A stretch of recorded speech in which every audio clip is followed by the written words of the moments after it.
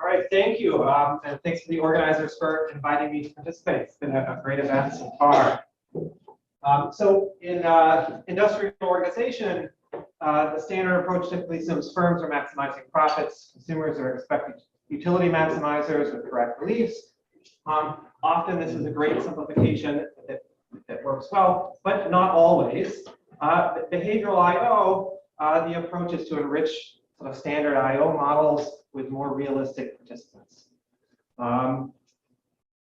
And we can think of at least two broad categories: models where we add more realistic consumers to the models, and models where we think about more realistic firm behavior. I'm not going to have time to talk about behavioral firms today. I'm going to focus on models with behavioral consumers. And I like to divide the literature up into sort of three broad categories. So first, work that considers consumers with non-standard preferences. And then two other buckets that both relate to consumers making mistakes in some way. But I'm going to separate it into two. I'll turn at the end to mistakes where consumers are overconfident or biased in some way that leads to systematic misweighting, where sort of consumers all tend to make a mistake in the same direction and systematically misweight product attributes or dimensions of price. Before that, I'll talk about what I call sort of failing to choose the best price, where consumers seem to be searching too little, having trouble identifying the lower of two prices when they're comparing them, and they maybe seem to be stuck on their existing options too much. And the difference here is that these mistakes tend to lead to noisy decisions rather than sort of systematic errors all in the same direction. So let me start with the first category, so consumers with non-standard preferences. So there's a lot of sort of applied theory models in this area, and the typical exercise is to think through how should firms set prices when they face consumers who are loss averse or sophisticated, present-focused consumers, or they have a desire for conspicuous consumption or some other non-standard aspect of taste.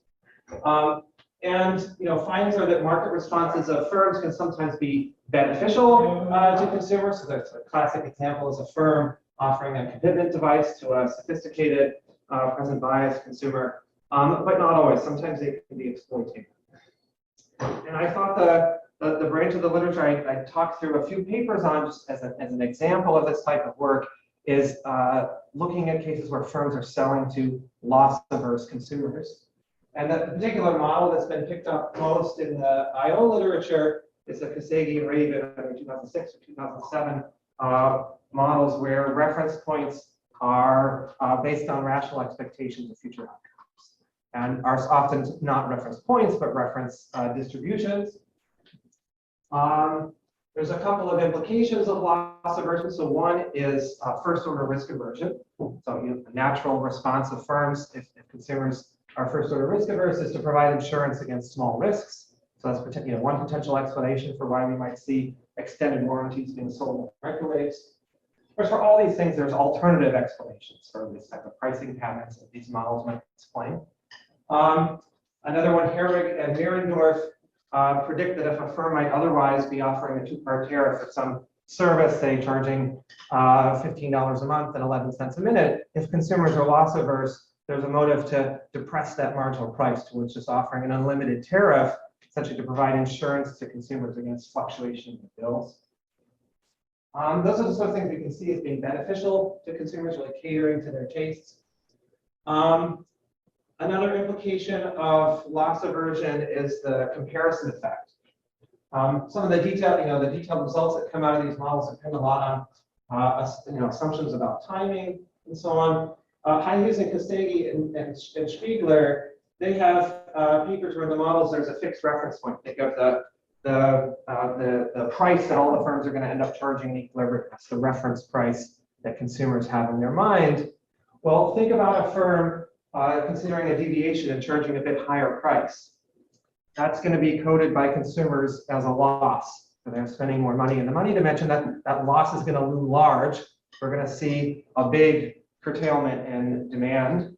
Whereas suppose a firm considers deviating and giving a discount.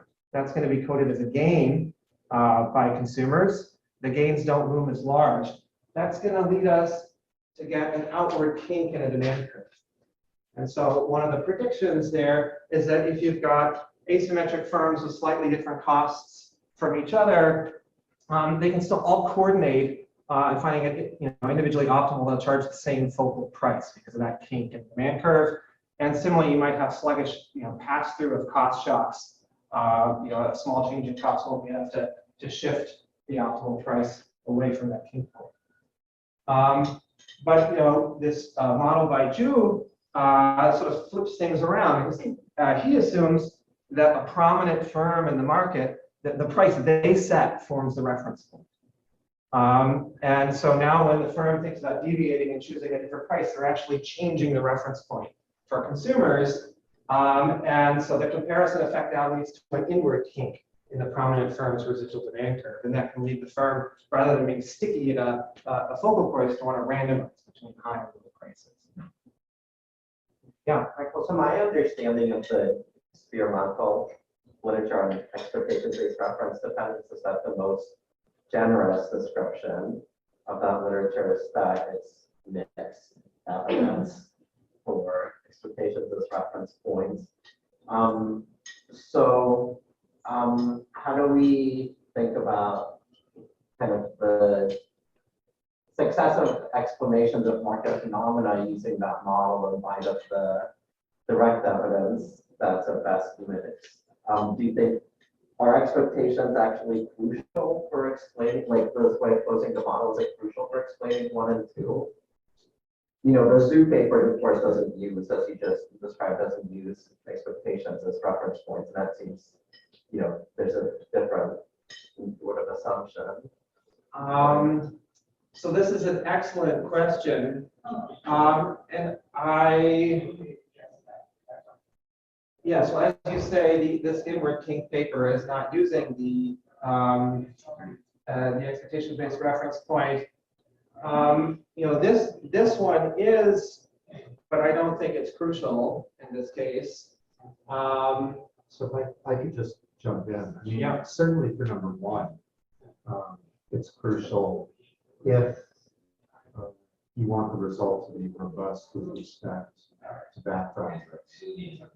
Because if there's any background risk, then you're thinking of gains and losses as occurring from the realization, which gets removed randomly from the reference point fixed.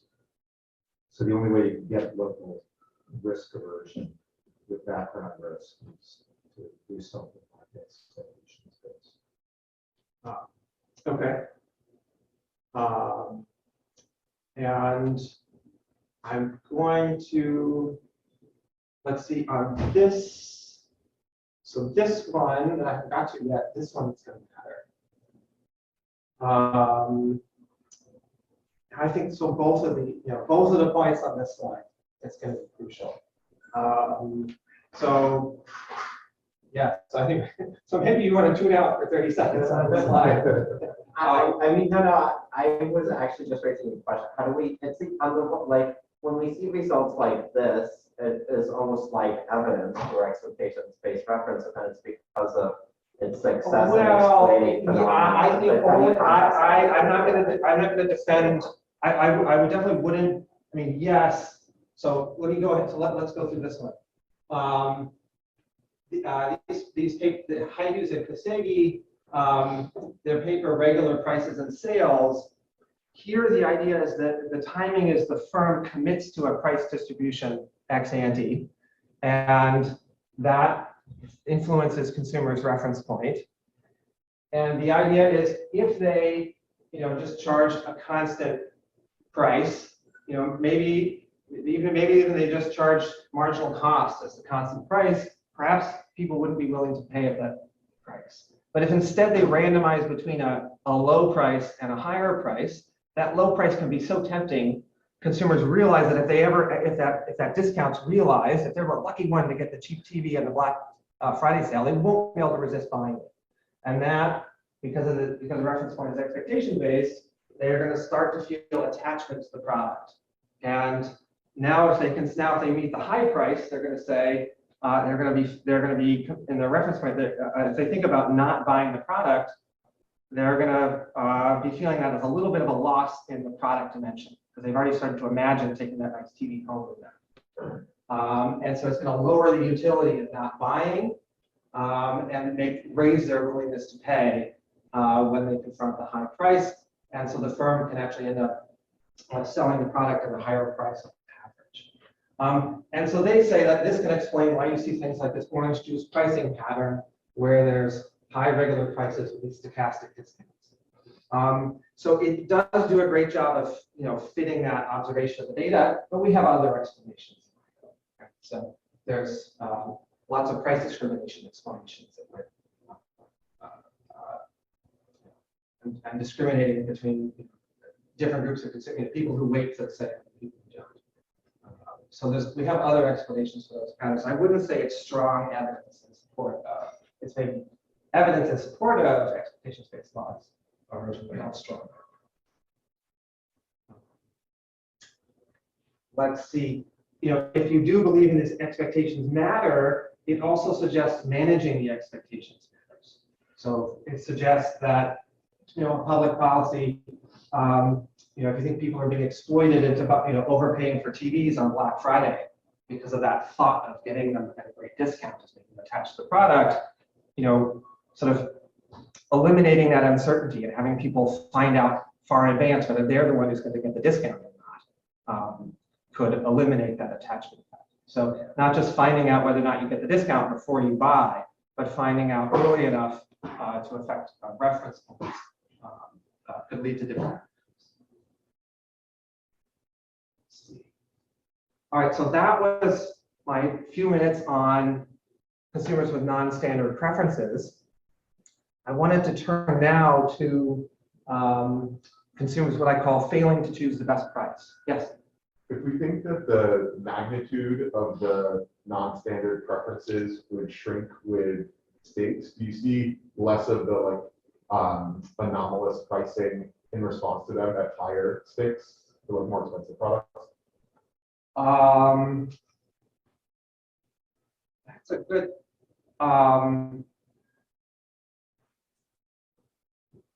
That's a good question. My impression is that these Black Friday sales include some of the big ticket items like the large screen TV at Best Buy on Black Friday. So within the price range of stuff that Best Buy charges.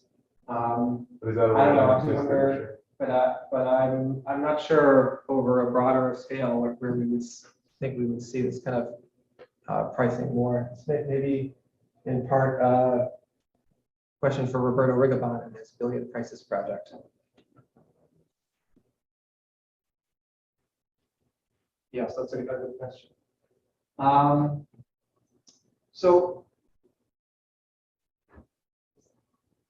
With choosing the best prices, there's a focus sort of in behavioral I/O. If you're looking for a consumer mistake, to look at settings with arguably homogeneous products, because then if somebody picks the high-priced option, you can argue it's a mistake rather than just a preference for the particular characteristics of that product. In settings with arguably homogeneous products, what has somebody got to do to find the lowest price item? Well, they've got to search to find out what the prices are. And then when they see the prices, they've got to compare them to be able to identify the lowest price. And then potentially, if they've already got an incumbent provider, they've got to make the effort to switch.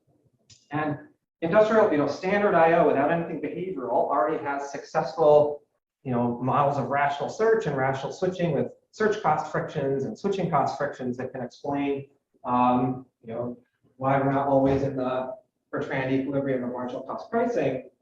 But empirically, there's a lot of examples where people, try to estimate what's the search cost or the switching cost that could rationalize behavior, and they seem implausibly high.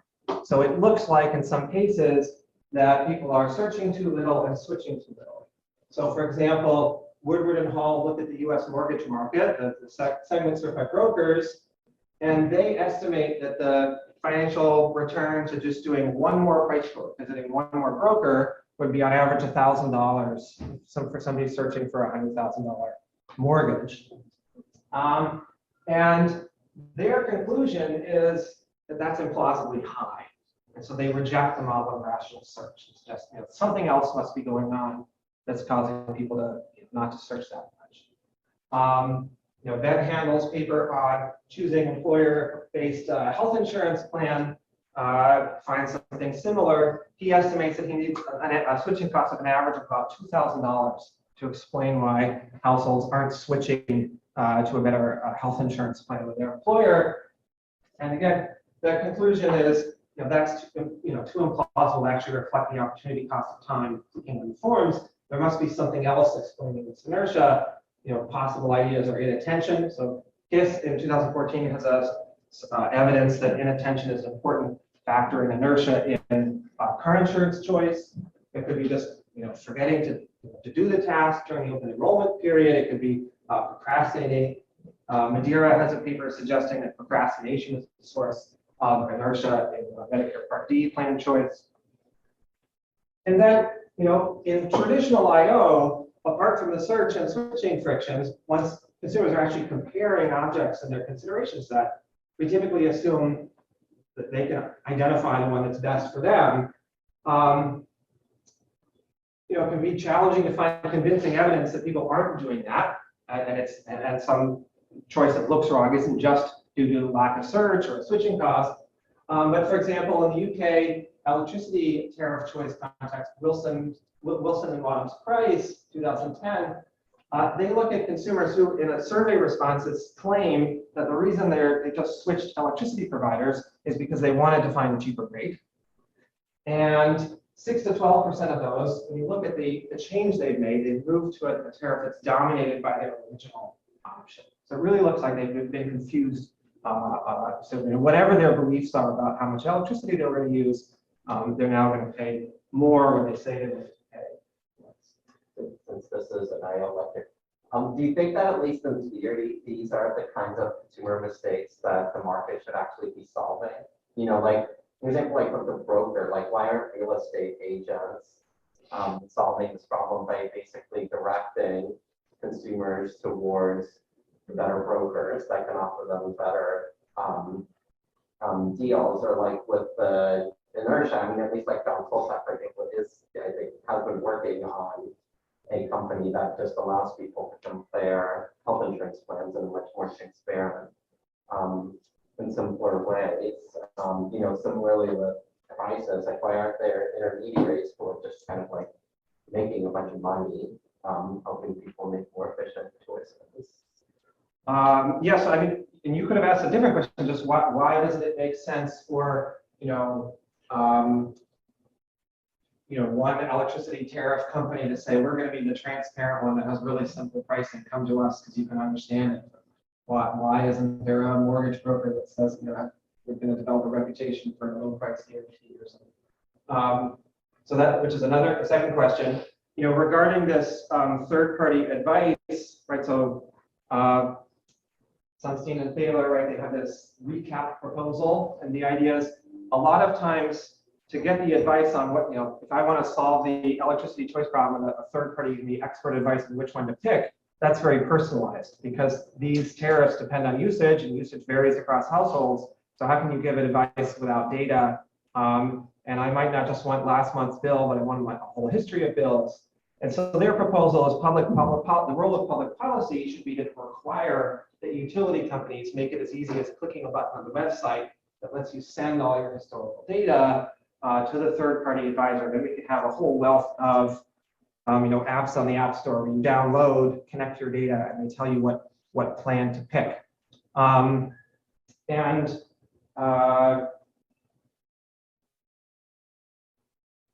I think one potential concern for that going wrong is we already have some sense that this maybe doesn't work well as a model for helping people pick financial investments. That financial advisors, when there's not a fiduciary responsibility, what wins in the market is not necessarily the one giving good advice, but the one who's giving advice that gets good commissions. So, I mean, I think there's, I think this is an exciting, possible way for public policy to help choices, but I'm not sort of convinced it will work well. Yeah. Actually, in the UK, there is a third party that gives advice. When I moved this, they just arisen. When I moved, they called me and said, like, here are the different electricity providers and the different possibilities you have. And I actually didn't really trust them, neither with my data, nor more importantly, like, are they getting permission from the one they're going to advise me to use?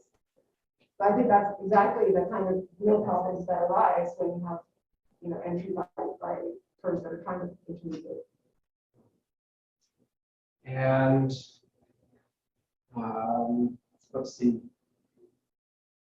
I think so. But going back to the question the one that you didn't ask, but I raised, why aren't firms solving this themselves by just sort of advertising themselves as a simple, low-cost place? I mean, sometimes we do see strategies like that. I mean, Amazon's whole thing is they're the one with free shipping. You don't have to worry about the shipping charge. So sometimes we see this strategy, but oftentimes we see the opposite. And so what's lack of search and confusion and comparing prices. These lead to noisy decisions, right? That people lead consumers to apparently choose randomly, right? If they just stop at the first shop they find instead of searching for a second or third quote, then whatever they walk into first is what they're going to choose. With these sort of decision errors that vary across consumers, from the firm's perspective, this is going to look like a sort of a spurious form of product differentiation, right? This is something that gives market power and it's going to lead to higher prices and equilibrium. And so this is good. This is good for firms. And there's another issue that relates to what Dmitry was talking about on Thursday. Is that if there's differentiation between products, this is also feedback. It's going to lead to allocative inefficiencies. In the retail sector in the UK, it doesn't really matter from an efficiency standpoint which provider you sign up with. You get the same electrons either way. So I think that the main impact is on the distributional issue of markups, but potentially it's creating efficiencies as well. And it sort of makes sense that firms should appreciate these mistakes if they're leading to market power and high markups. Let's see, how am I doing on time here? All right, a little bit behind. So for instance, the discouraging search, you might think that what I want to do is make it really costly for consumers to check prices at my competitors, but make it quite easy for them to come to me. What Ellison and Walensky show, and also Wilson with a slightly different mechanism, is it can be optimal for a firm who can only change the cost of a consumer coming to them to get a price quote. It can be optimal for them to raise the search cost. One of the reasons could be if search costs are convex. For instance, I've only got a certain time budget for searching, and then I've got to go make dinner. If the first firm uses it all up, I'm stuck. I have to buy from them. And so drip pricing is hiding some of the charges until late in the purchase process, like not revealing shipping and handling until you get to the cart, which has been shown in the lab and the field to be something used by firms to raise search costs and raise markups. Maybe I will skip over that one. So here's a quiz for you guys. Imagine you've got a new, nice high-definition iPad. You're going to want to do a bunch of streaming of Netflix videos on high def, maybe use a lot of bandwidth, and you want to do it on cellular. You're going to be away from your Wi-Fi hotspot. Back when I did this screen grab a few years ago, AT&T was offering small, medium, and large data plans for $15, $30, and $50 a month. And if you go over your data allowance, you're going to have to pay overage charges. So what plan would you guys pick?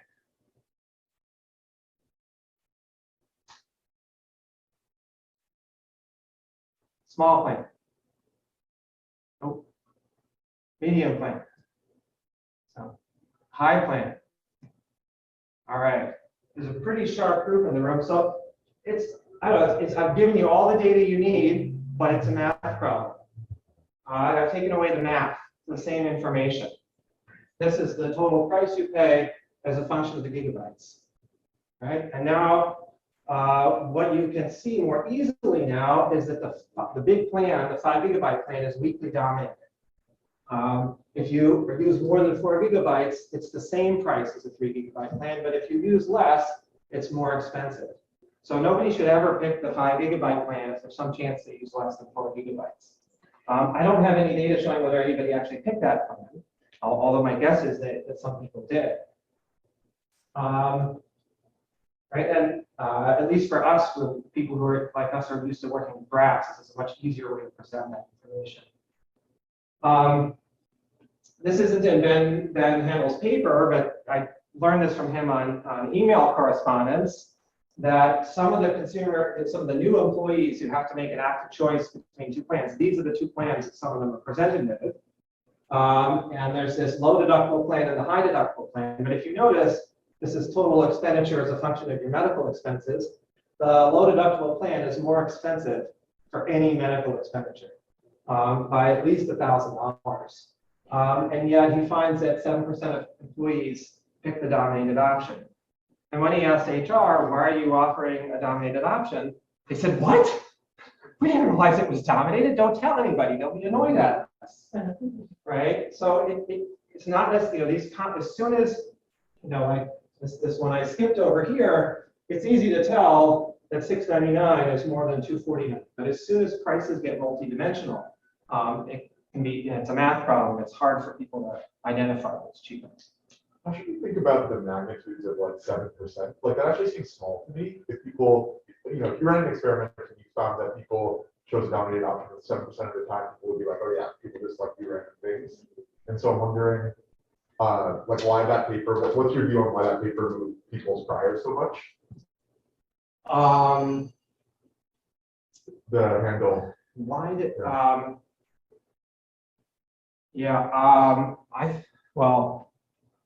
I think I'll take that offline. Why it moved people's priors so much?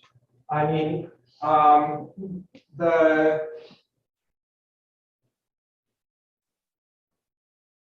right. I mean, I think I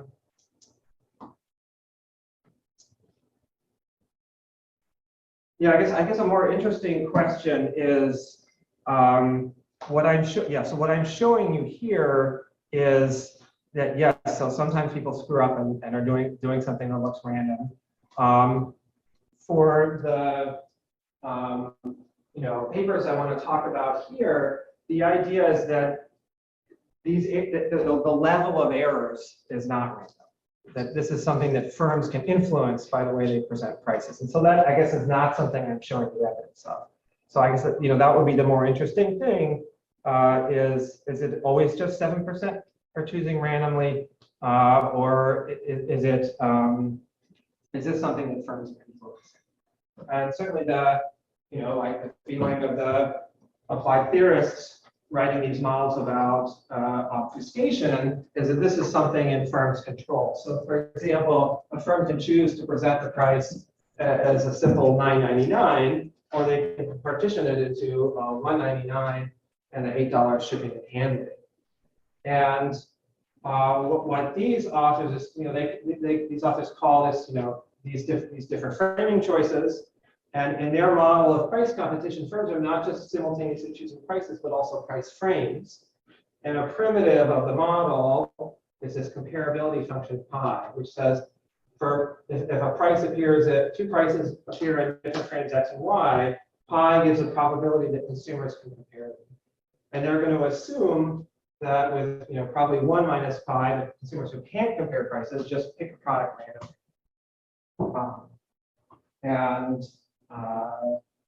So I guess the key thing is, so the key thing I'm not showing you evidence for is what evidence do we have that firms can really influence this like this? That's what I was trying to give you some intuition of why I think presenting things more simply and more transparently can lower those mistakes. And insights from these models are that in equilibrium, firms will choose frames with an eye to confusing people and adding to the noise. They'll choose different frames to make it, it's all going to depend on exactly what's assumed about this primitive pi. But for cases the authors look at, firms are going to pick more complex frames and sort of different frames from their competitors to make comparisons hard, and lead to some more of this noisy choice that lead to higher markups. And that, if there's changes in the environment, like if more competitors enter, or say there's an intervention to try to make prices more comparable that raises pie, firms are going to try to offset those things that are lowering their profits by increasing the complexity with which they increase their profits, would present their prices. Do you think that firms will also be attracted to like not that complex options just as a framing device to like people like a dominated plan or a dominated product, then that makes much more attractive than dominated one to the consumers? Those that can realize there was a dominated option. Yeah, and I guess there's a paper I haven't cited. I think a lot of this work is applied theory, and depending on, there's a lot. So a lot of this is driven by assumptions. So there's another paper, I'm forgetting the author off the top of my head, that assumes that consumers almost act with like a lexicographic preference. That what they do is they first identify the simplest looking price offers and then only choose with that set. So if there's a price offer that's more complicated than the others, they just ignore it, right? And if that's the decision rule you assume in your model for consumer behavior, then an equilibrium is not surprising if we're gonna, the predictions are gonna point towards firms doing well by offering simpler options, and we're going to get more optimistic predictions about market outcomes. And I think the state of the literature is a lot more, theory, where this is based on assumptions rather than empirical evidence about how this works. And when you look, just anecdotally at what firms are doing, you see firms sort of following both strategies. Walmart saying we're everyday low price instead of simple, and other places like Stop and Shop, having these sales where the prices are going up and down. It's a bit more confusing. So I don't have a great answer for why we should see this sort of transparency approach by firms being more or less prevalent in different markets. From the consumer side, like we're realizing that there's a dominated option, make the other option much more attractive, like relative to the dominated one. Probably made you consumer. So there is, so Ronnie Spiegler has a paper where he assumes that he sort of categorizes price comparison. He looks at price comparisons at a binary level, 2 prices at a time, and he assumes that, and these are multi-dimensional prices, and if one price is better than another on all the dimensions, he assumes that's an easy choice and people get it right. But when prices are better on one dimension and worse on the other, he categorizes that as a hard choice, and then says, well, there's that's where you get this noise and indexation. But again, that's these are all the sort of ideas that the people working in this area are thinking about and making different assumptions on. I don't know that we have good empirical guide as to what the right assumptions are. I must now be way behind. So what do we do?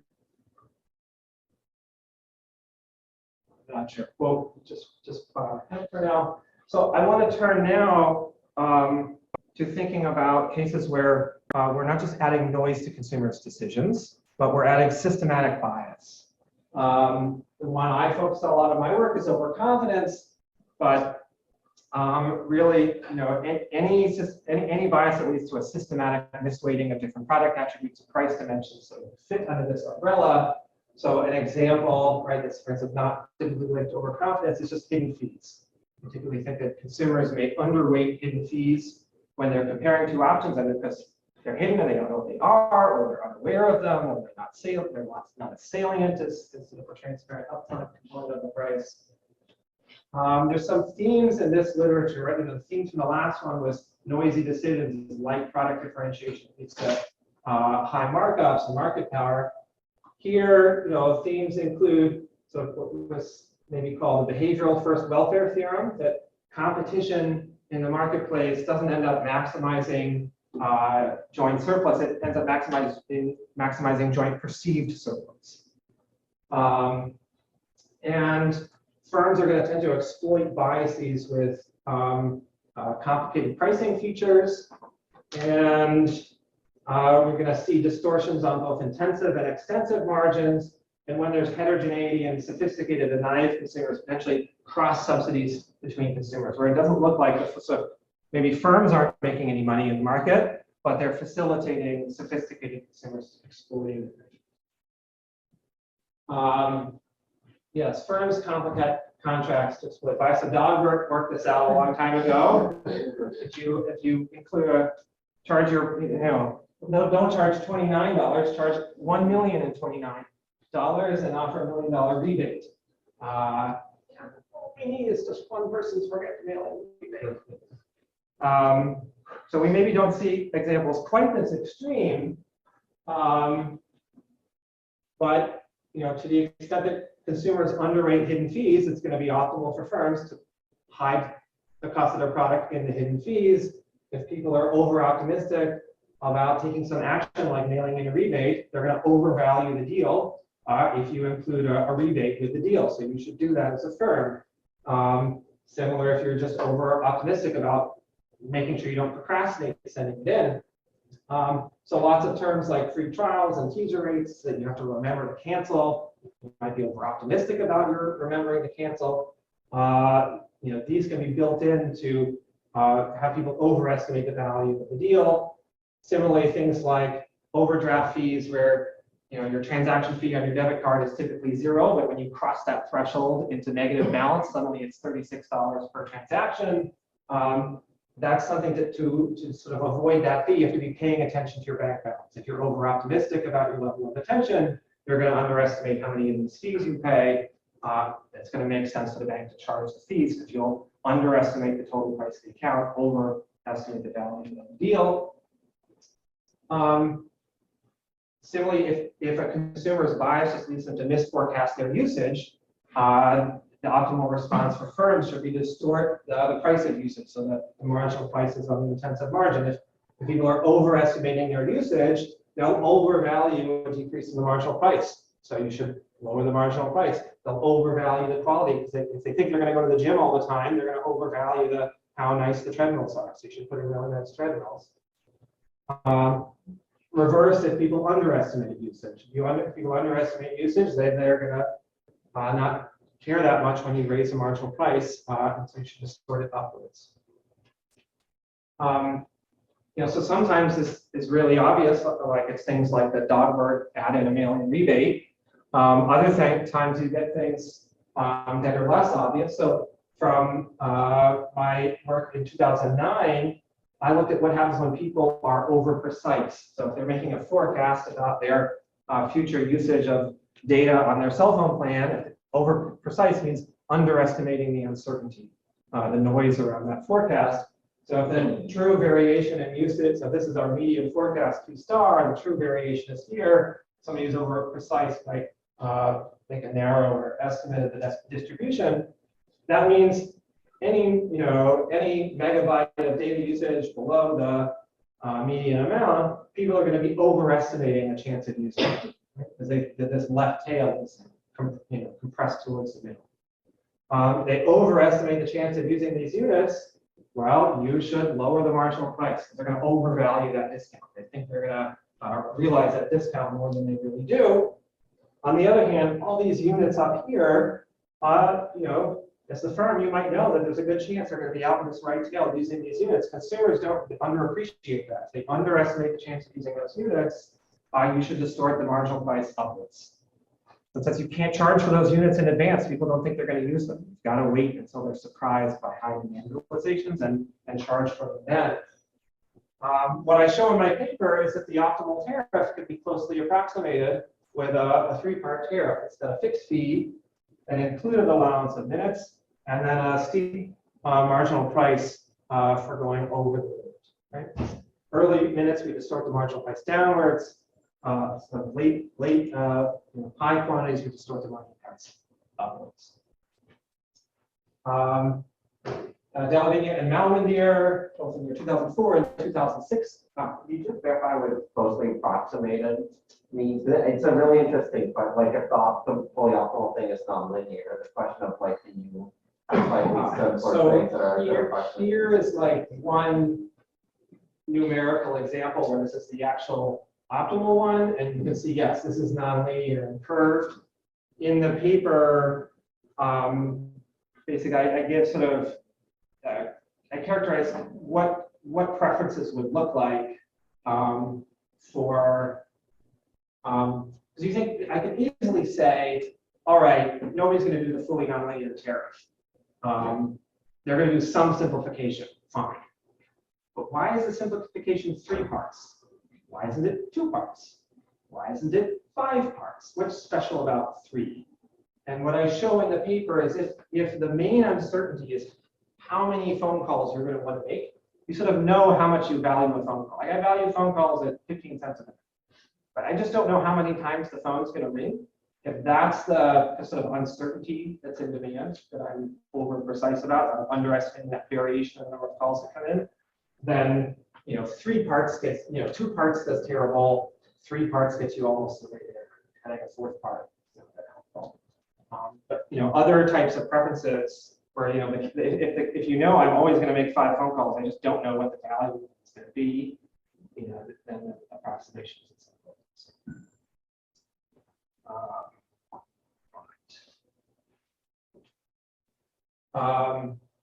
If you're naive about a self-control problem, then you underestimate the chance of going to the gym. I'm sorry, you overestimate the chance of being good and going to the gym. Then we should charge time membership fees for inclusive gym memberships.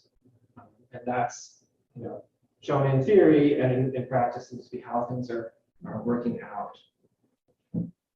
Another theme in this literature is that competition is definitely good for consumers, but it doesn't make all this complicated pricing structures go away. So it doesn't make the mail-in rebates go away. It doesn't make the 3-part tariffs go away. Competition is going to act in this 3-part tariff case just by lowering the first part, lowering the fixed fee. It's not going to change the shape of the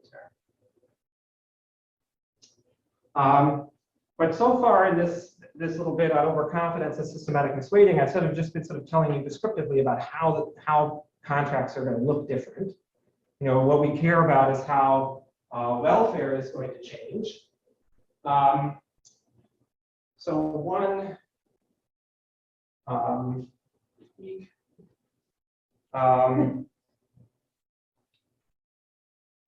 way things can change is if we have a mix of naive and sophisticated consumers, we can get cross subsidies.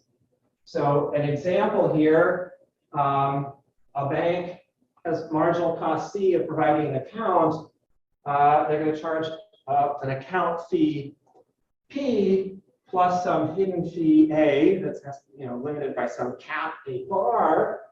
And there's 2 types. So 1 minus alpha are banking ninjas. They know all about the fees. If you throw an overdraft fee at them, they duck. Right? They never pay A.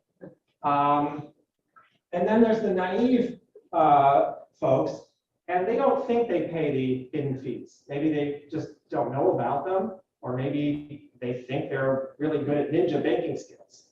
But in fact, they end up paying the hidden fee. Bank profits are going to be, if there's measure, 1 consumers, they're going to get P from everybody, A from the fraction alpha of naive types, and then they have to pay the cost C for providing all the accounts. Nobody's going to be paying attention to the hidden fee when they pick which bank to go to. So it's going to make sense for banks to max it out at the top level. A bar, if competition puts profits to 0, the base price is going to end up being marginal cost less the average hidden fee revenue they get. And that means that the banking ninjas, they get a great deal because they just pay this base fee. So they're getting the banking services below the marginal cost. How's that possible? Well, they're being subsidized by the naive who end up paying more than marginal cost. So there's this distributional concern across consumers.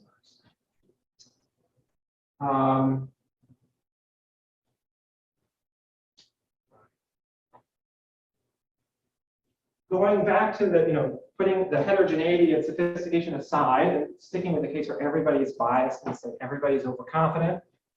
What are other impacts on welfare where there's distortions on the intensive margin? So if I have this 3-part tariff to exploit over precision, that means some months I'm going to hit a 45 cents a minute overage rate. That's going to distort my calling efficiently downwards and lead to deadweight losses.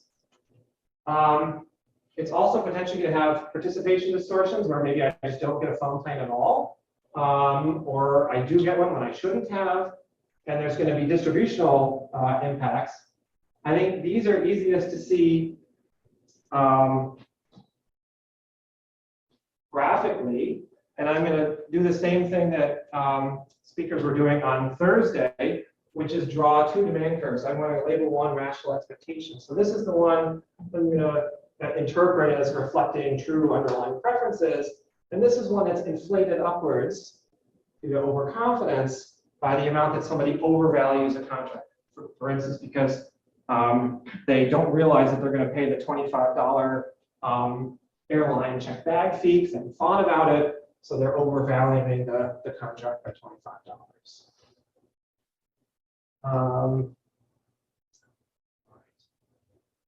And I'm going to skip this for time. What I'm going to do, is layer on top of this for the perfect competition case, supply curves.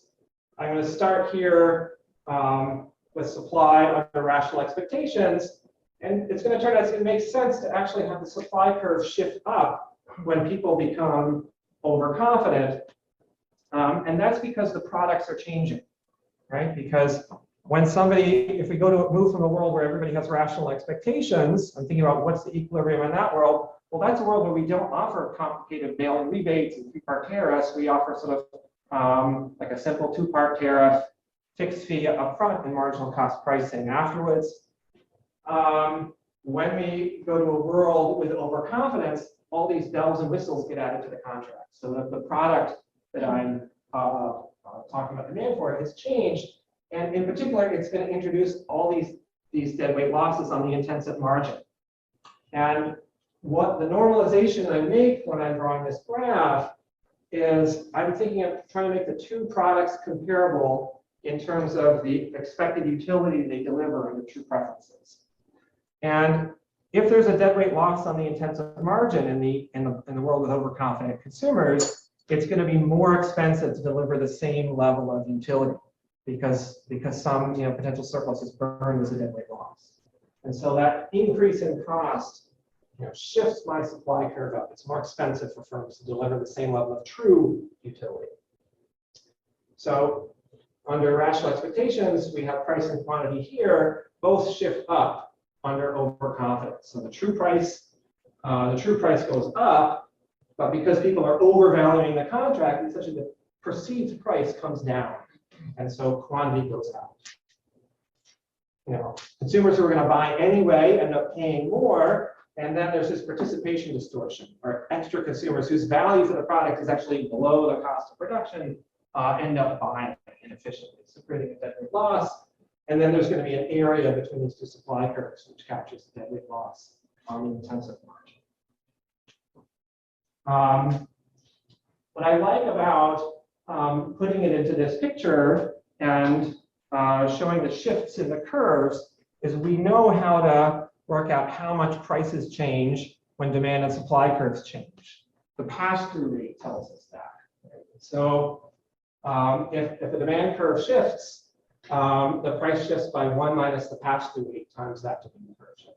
If a supply curve shifts, the price changes by the pass-through rate times that shift. So this formula here tells us how much true prices are going to change. The perceived change in prices is different. That's the negative of the pass-through rate times the difference in the shifts in demand and supply curves. And while the pictures I draw only work for perfect competition, these formulas about how prices and perceived prices change are general to cases where firms have market power. And we can then think through Well, when would overconfidence lead to higher prices? Let's ignore the dilute loss bit for a moment.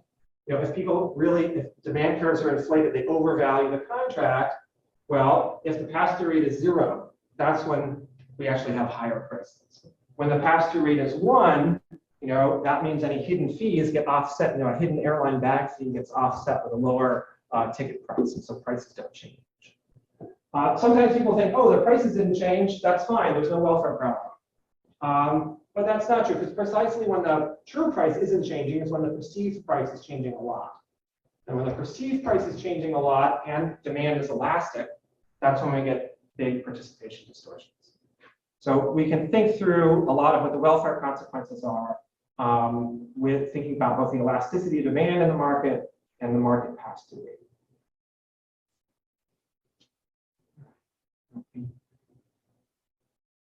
All right, so I've been racing to try to give you this broad overview of these 3 main areas of behavioral I/O. I'd like to shift gears now and give you just a little bit of depth before I wrap up and tell you about an application that Matt Osborne and I did. We looked at trying to evaluate the welfare of bill shock regulation, which since 2013 has meant in the US, cell phone companies have to send you a text message as you approach or exceed your allowance of text, voice, or data allowances. I mean, since that regulation went into effect, firms partially responded by just making voice and text unlimited on those plans. But many of you may get these text messages occasionally if you come up against your data allowance. And sort of the naive first thought is, I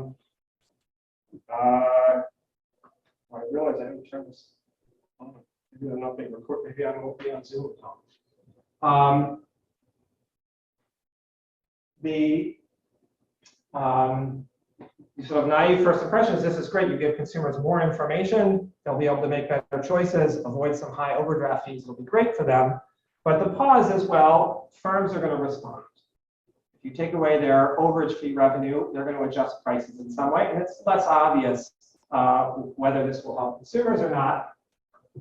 And our approach was, taking an approach that you could do is, before the regulation went into effect, although with this length of publication, the paper didn't come out until after the regulation was in effect. So we can estimate a structural model of demand and simulate what happens when consumers get alerts. And I want to thank Hunt for these slides. I'm presenting for the first time my own paper with Hunt's slides, so thank you. So we've got data on about 1,200 students from a major university. We've got a 2-year panel of their cell phone bills. We see the choice set of plans they choose from. This includes 3 of these 3-part tariffs, 1, 2, and 3, that have increasing fixed fees for increasing allowances of minutes, followed by, So just on the motivation, is it possible that utilitarian welfare could decrease, or is it just the point that there may no longer be cross-subsidization? Like, is it possible the firm price response should only, is there any sense in which it could be, they could oversteer to decrease welfare, or would it just be that it would eliminate the cross-subsidy? Well, the prediction I'll get to on the last slide is that actually welfare goes down a little bit on average for consumers, and I'll talk about why when I get there. Sure. There's also Plan 0 here, which is a 2-part tariff, which is just a sort of flat 11 cents a minute after that monthly fee. If bill shocks are going to matter, it must, it has to be that people are price sensitive, because otherwise you get this thing that tells you, oh, you're in the 45 cents a minute region. You say, I don't care, I'm inelastic. But we do find that people are elastic. So when price goes from 11 cents on peak to 0 cents free nights and weekends, we see a big jump in usage at 9 p.m. We don't see that jump on weekends when it's free all the time. So people are responding to price. If people are already keeping track, suppose people already had perfect foresight of the demand for the month. Well, we'd expect them all to be bunching exactly at the allowance of minutes. We don't see any bunching. So people don't have perfect foresight. they could still be keeping track of their usage over time. Then we'd expect somebody who's carefully waiting till 9 p.m. for free calls at the beginning of the month. By the end of the month, they might start freely talking on peak if it's one of those months where they're going to be far away from the allowance. Because by the last week of the month, if you're keeping track, you should have figured this out. We don't see any evidence of that. So it doesn't look like they're paying attention and realizing if they're in that month when usage is free any time of the day. And people seem to be making systematic plan choice mistakes. They're picking plans that are overly convex, so are expensive if you have high variance in your usage, or overly small. So again, if you have a high right tail, it'll be expensive. So we're going to explain this with biases and beliefs about usage. How do we model consumers? We're going to assume they get some initial information that gives them expectations about theta, which is the calling opportunities that will arise in a month. In a standard plan, they then you choose a plan based on that, then you realize your demand shock theta, and based on that, you pick a quantity, right? That's like saying, oh, it's May.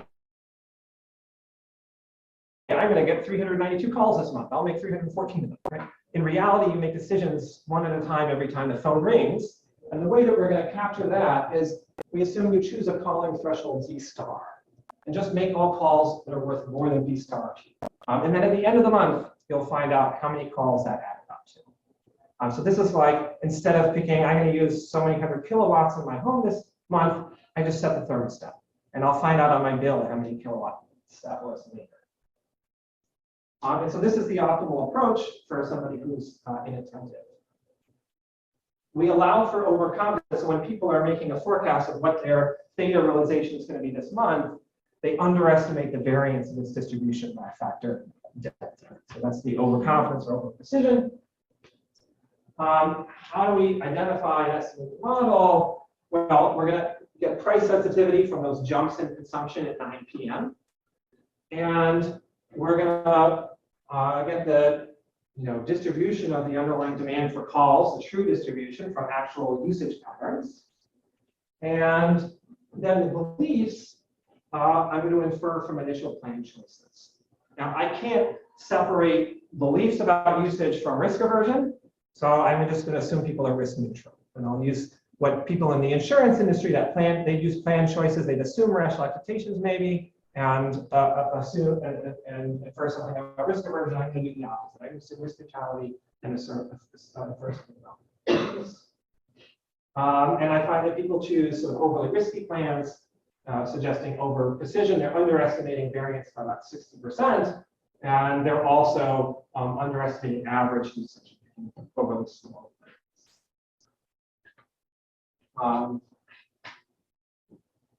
Now, in our counterfactual simulations, can anybody read this font size?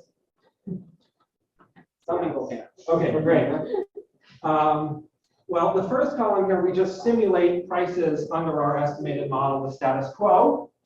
And we do pretty well, except for our model predicts unreasonably high overage rates.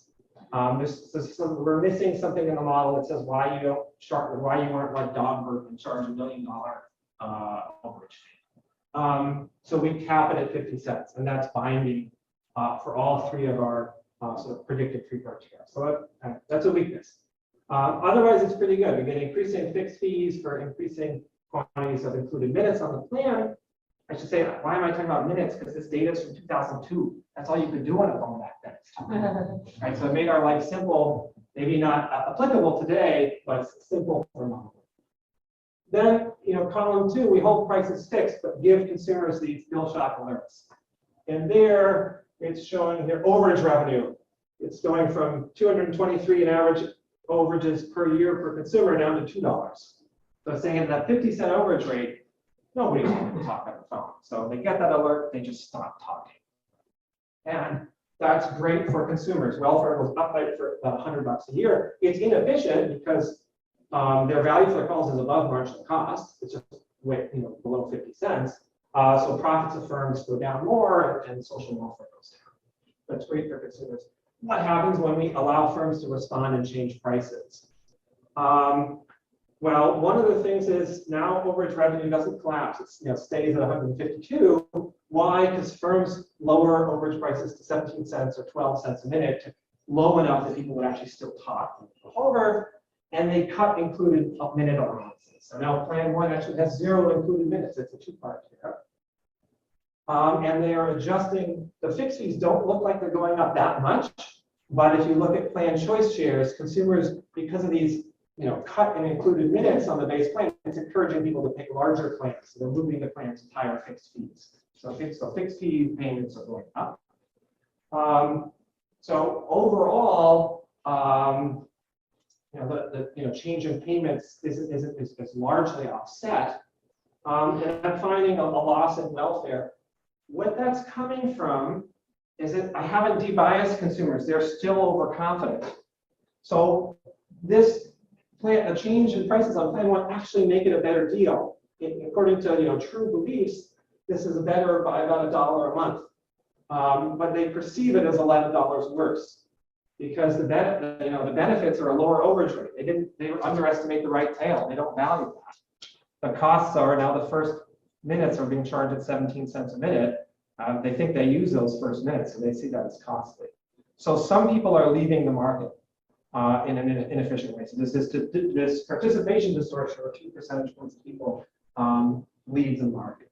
And the other thing is, now that people have more information about marginal price, they're responding more closely to marginal price. But marginal price is not equal to marginal cost. And so the intensive margin distortions get worse. So they're making about the same number of calls, but they end up making lower value calls. That said, you might still think that policy is a success because it's bringing down,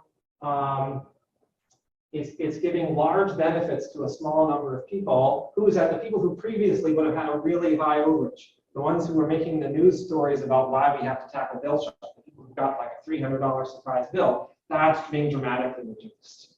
So that the distribution of overage fees is becoming much smaller. So in some sense, it's doing what policymakers wanted. It's lowering its bill shocks up. That's not coming up in my welfare because consumers are risk neutral. There's no value in the model for reducing it. And Hunt helpfully highlights all the problems in the paper. But then he ends on a positive message and says the basic economics are clear. I like that. I'll let you read this on your own. So firms respond endogenously when consumers get this informative alert, and those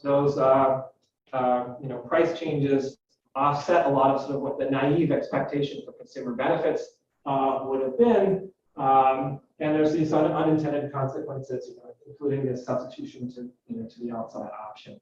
Although plans are objectively getting better, consumers, because of their bias, don't see it that way. And I think I must be over time already. So thank you for keeping you a couple minutes.